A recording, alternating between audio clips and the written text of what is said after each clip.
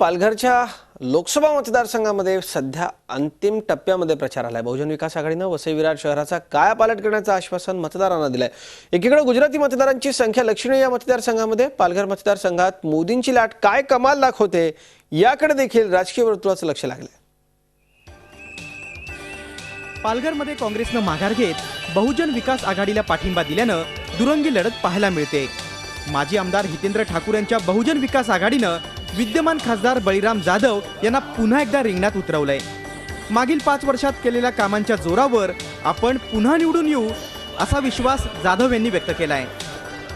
मुंबई, नवी मुंबई याच्यापेक्षा चांगलं आणि सुंदर वसई विरार महापालिका हे शहर मला बनवायचं आणि ते मला लोकांना बनवून दाखवायचं।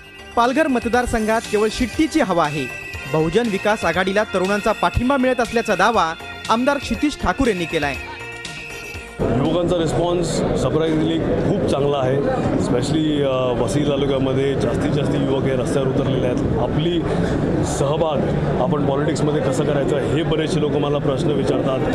या मतदारसंघात वसई, पालघर, डहाणू, तलासरी, जव्हार, विक्रमगड, मोखाडा आणि वाडा या 8 तालुक्यांचा समावेश आहे।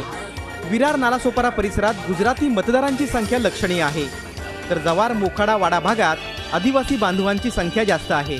रस्त्यावरती भरपूर कामं वगैरे पण त्या लोकांचे झाले आहेत। रस्ते सुधारणा झाली आहेत, लाईट वगैरे त्यांची सुधारणा झाली आहे आणि भरपूर महिलांसाठी पण सोयी चांगली केली आहे त्या लोकांनी। बहुजन विकास आघाडीने भरपूर विकासाची कामे केली आहेत। तसंच महिलांना भेडसावणारा मोठात मोठा प्रश्न म्हणजे पाणी आहे आणि तो त्यांनी सोडवण्याचा प्रयत्नही केला।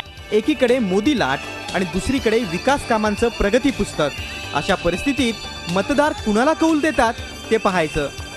Pravin Nalawade, Zee media, Palghar. Zee 24 तास रहा एक पाऊल पुढे।